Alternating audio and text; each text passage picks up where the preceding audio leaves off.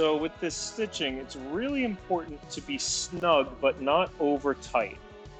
When I was starting out, and for a couple of years really, I had a very strong tendency to crank down on the threads, to the point where I actually broke through some leather on one of my projects. Like the thread was under such tension that it cut through the leather that it was supposed to be stitching.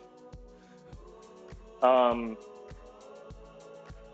Now, like with stitching and particularly with lacing as well, maybe even more so. Um, Consistent tension is really important, and you just want to snug it home, I think. Um, Especially with these big stitches and these big chisel holes, it's important to allow the holes in the leather to close back up a bit.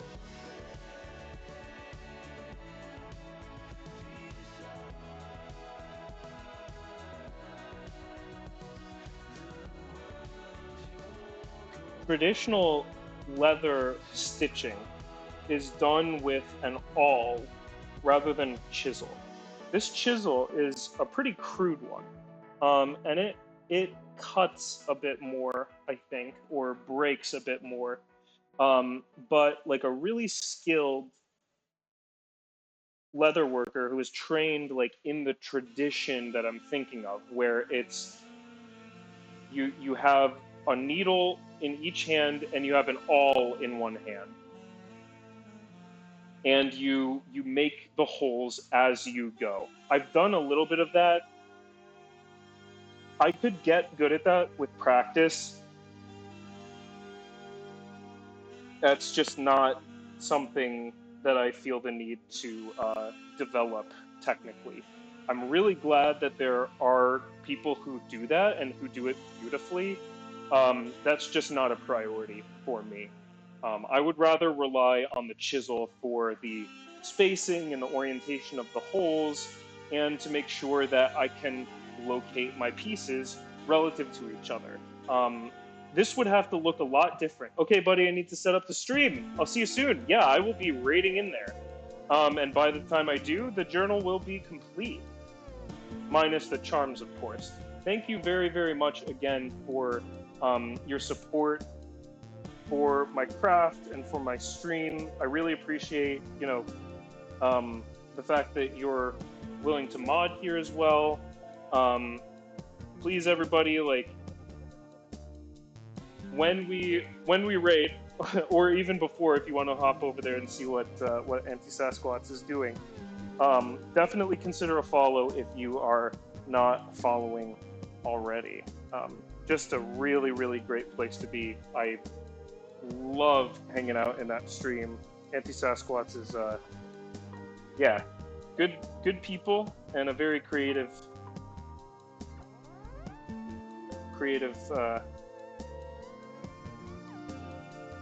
person as well. Much love, right back at you. All right, we are getting some fraying on this needle, so I'm going to trim that tail and relock.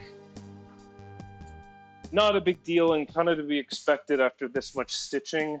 This part of the thread has gone through once for every single stitch that we've done. So that is a lot of tugging and a lot of friction.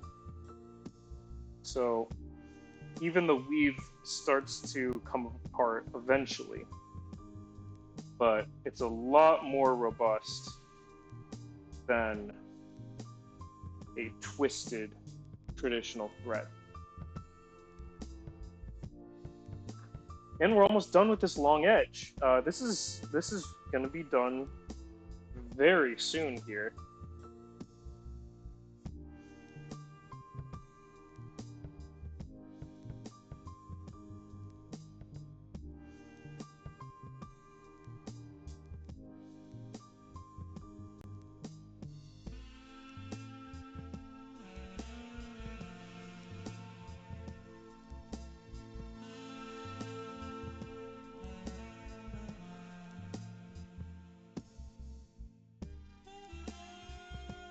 Okay.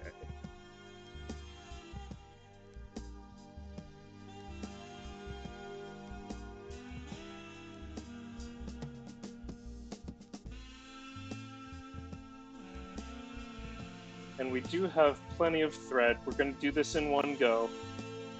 It was clumsy at the beginning, but you know what? I do like a continuous line.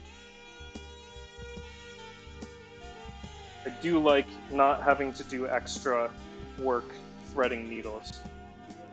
And I do like having one offcut instead of two. Or two instead of four, rather, I guess.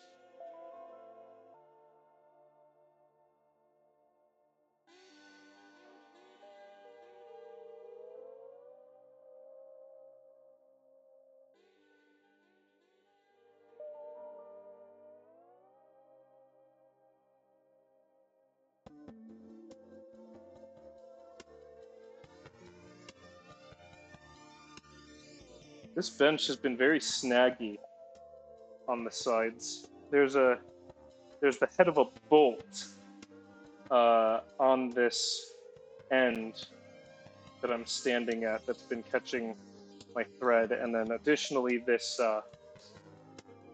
vice screw, the head of the vice screw has been snagging my thread as it loops over as well, but it's getting shorter to the point where that won't be a concern, or even a possibility.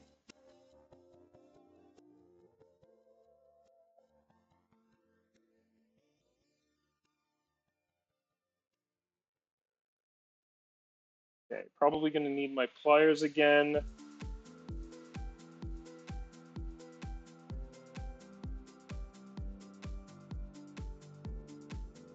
Maybe not. No, that's a chisel hole. That's not a scratch all hole.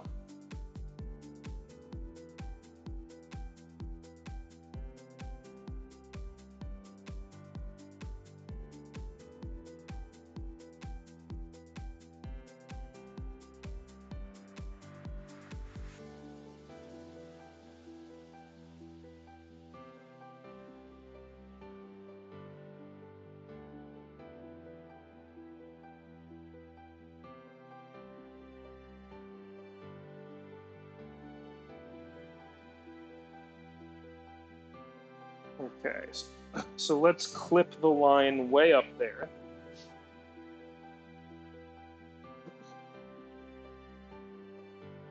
Okay.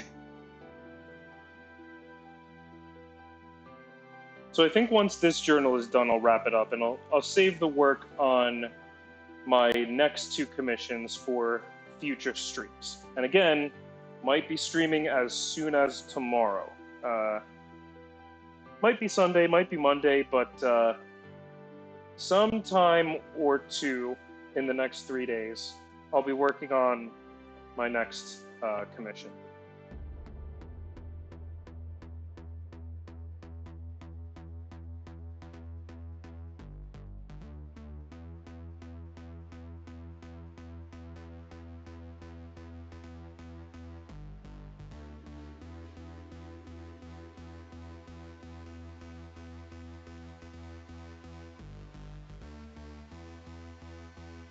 This is a little floppy again on this last section that's right now oriented vertically.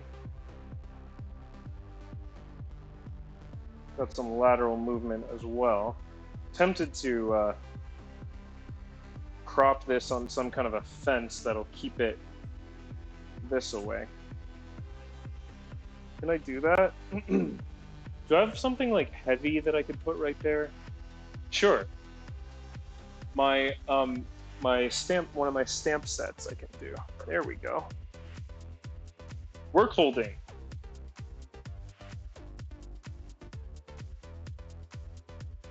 Work holding is such an interesting little aspect of craft in general, but woodworking in particular is where I've encountered it. Leatherworking as well, obviously, with the stitching pony and all the stuff that I've been doing, but leather or woodworking, I've seen it develop even to another degree. There's bench dogs and holdfasts and vices and clamps and um, battens and planing stops and all kinds of stuff you can do. Crochets. Uh, what else? A bird's mouth. Mocks and vices that raise your workpiece up.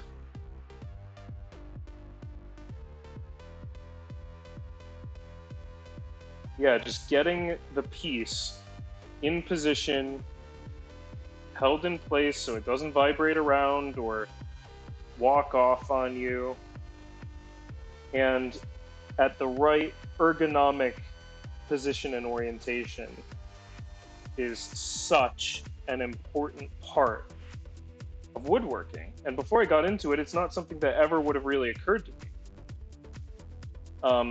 But now that I know about it, those skills are really translating to other disciplines.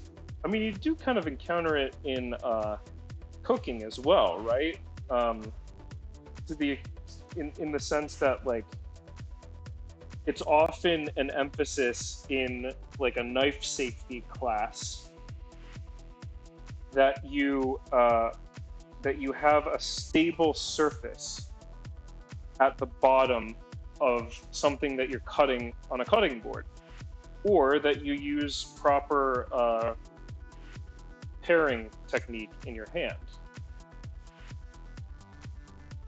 And that was an interesting little lesson as well when I learned that a paring knife is named specifically for the cutting technique of cutting something that you are holding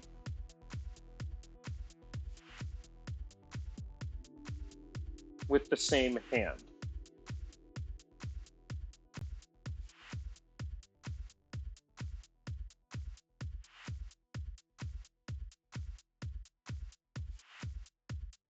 So the paring knife, there are petty knives, and a lot of the time, like, distinctions between knife types can really be splitting hairs. You can definitely use most paring knives as petty knives and vice versa. But the difference between a petty knife and a paring knife is that while they're both in a similar category in terms of size and blade profile and like type of handle and stuff like that, there are little tweaks in the design for that mean that a paring knife is intended to be used in the hand,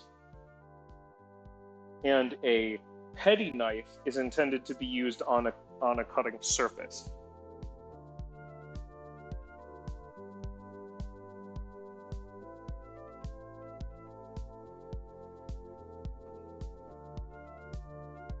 And again, like, those differences can quickly become splitting hairs. It would even be persnickety to say that like you can use one as the other in a pinch. I don't think like I think it would be hard to find a cook who would really discriminate. They might choose to buy one or the other, but if they have one or the other, either in their possession at all or just in arm's reach, and they needed to do the opposite task, I don't know that I would expect a lot of people to go out of their way to substitute a paring knife for a petty knife or vice versa. But it's still interesting to think about, like, okay, what was this tool really designed for? How can I stretch that safely? And where does it become unsafe? And with a petting knife and a paring knife, like, it probably isn't going to go into the realm of being unsafe. There's definitely things that you can do with kitchen knives that are creative to the point of becoming unsafe. And that stuff is really important in the wood shop, because there's a lot of ways where being recklessly creative with your tools can lead to a life-altering injury, or even a life-ending one. Thankfully, there are a lot of safety. There's a lot of safety designed into today's tools, whether that's as simple as a riving knife or like sophisticated as a saw stop, like blade breaking mechanism.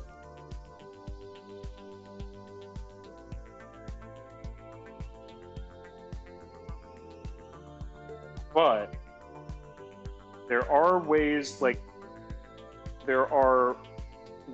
that you can use the tool beyond its intended main purpose that can be highly safe and effective, as long as you are still understanding and respecting the characteristics and the dynamics of that tool.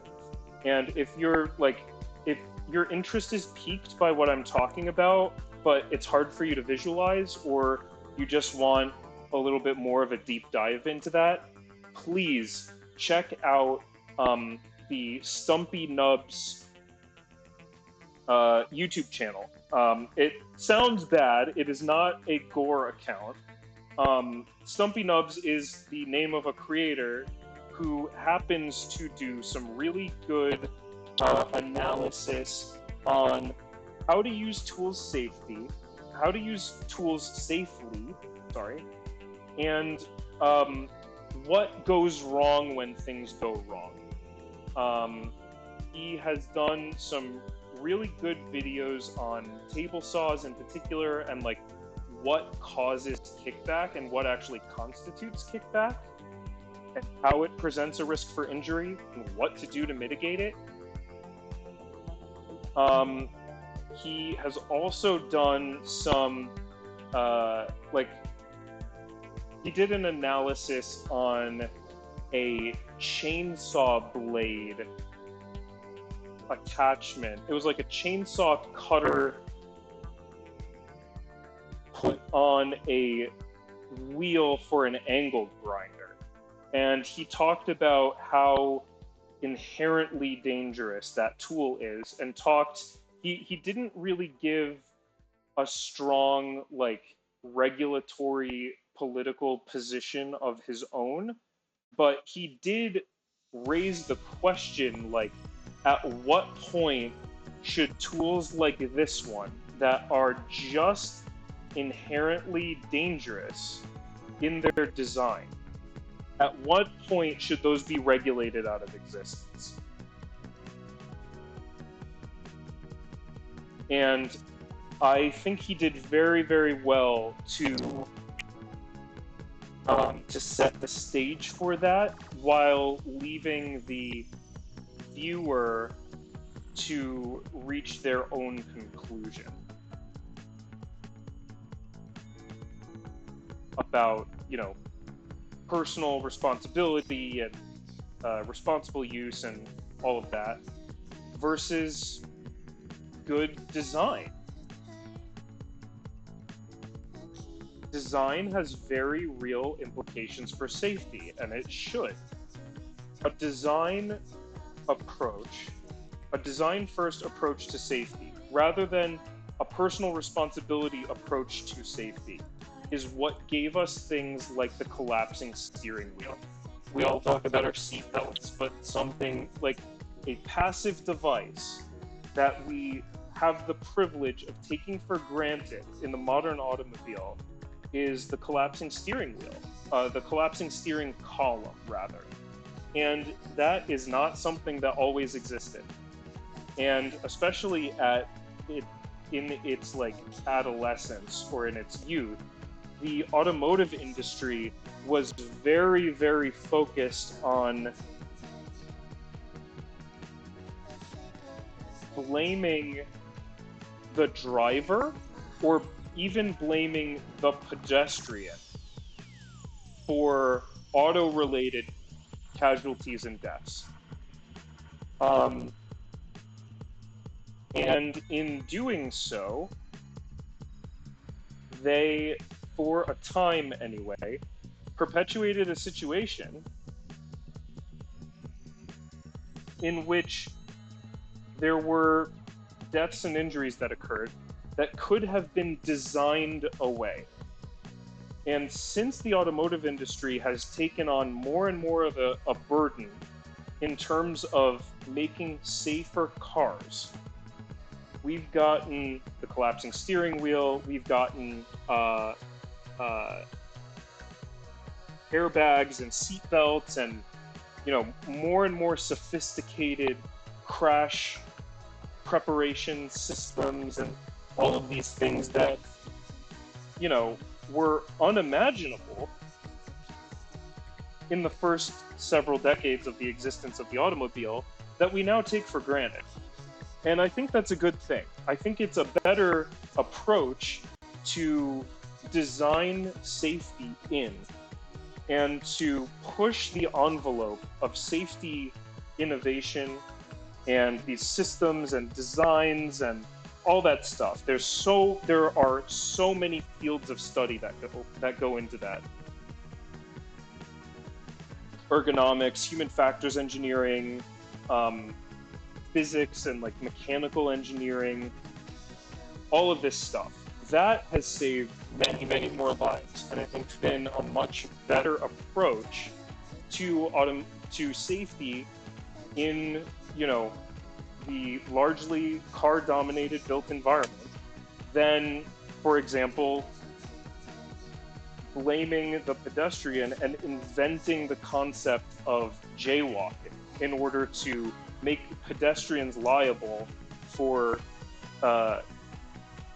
collisions between automobiles and pedestrians. Oh, no, you know what? It's your fault that you were in the street. Yeah, okay. Okay, so the stitching is done, and it came out nice. So now what I'm going to do is just give it a little bit of a retensioning. Feel free to let me know if this sound gets bad. I should have some filters in place that knock these waveforms down a bit. But I haven't really tested it much on my end. So let me know if I should mute my mic. But I'm going to be doing a little bit of mallet work here. Okay. I'll take the scrap I was using in the clamp, in the stitching pony rather.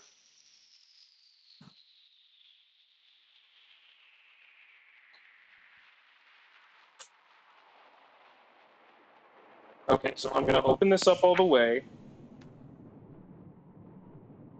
get my mallet. This one should be fine.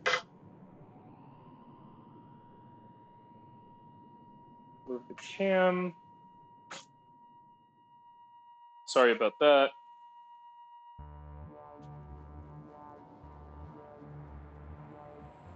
How's that? Getting there? Yeah. All right, and then with this and like a trim or two somewhere, this journal will be complete. So I'm gonna start. I wonder if there's a better end to start at.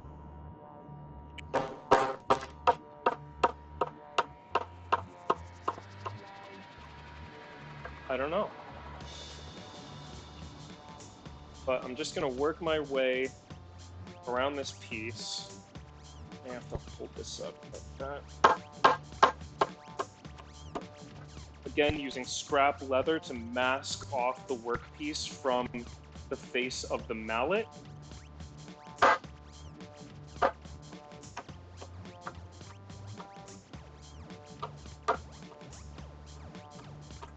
love how useful scrap materials can be.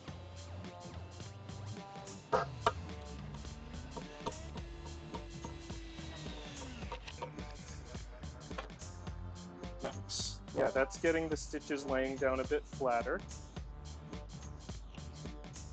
Now you'll actually be able to see what I'm doing on this side. So I'm just laying a scrap of leather over the stitching line.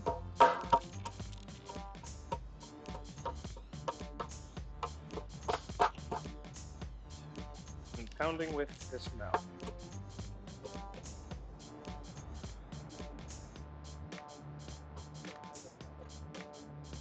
There we go. And then, yeah, there's a little corner that I just want to clip there. I might want to take out, there's like a marker, a couple of marker marks that maybe I can like sand off or something. Oh, a little detail that I like is that because of these creases here, the tannery edge has actually like fanned out a little bit and expanded, and it's right in line at the bottom, but it is flared up at the top. So the cover flap just like swoops up from the edge of the cover. And I love that little detail. I love it. So nice.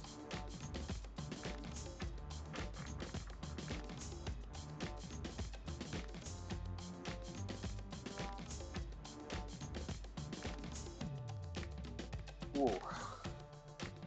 The heft to this thing.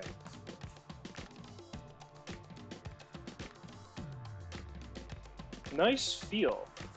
The stitching gives a little bit more structure. This edge has a little bit more shape to it because the pocket is there. Like this, not so much. Well, it does because ultimately it does because of this rigid patch, but like right at this edge, that's a lot floppier than here. And I'm glad that the body of the journal, which has these pockets and has that reinforcement. All right, let me get a cutting surface and a cutting tool, or should I just do this with scissors? Should I just shear this? I might just shear that. Let's get right in there. Okay. And I've just got a little corner that's like puckered up from an adjustment that I made in the stitching. And I just rounded that down. Okay. Looks good. Now I'm just gonna check all of these corners. Maybe just take down, just like break a couple of sharp edges and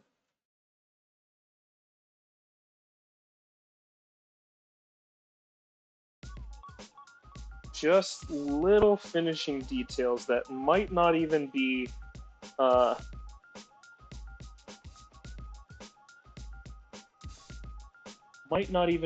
like a rise to the level of like conscious perception, but definitely produces a better overall effect. Yeah, like just barely clipping that top corner of that pouch.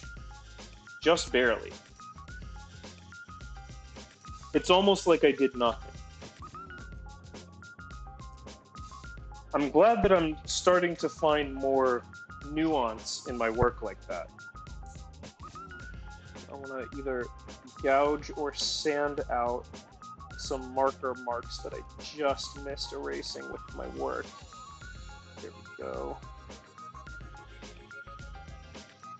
There we go. That's good.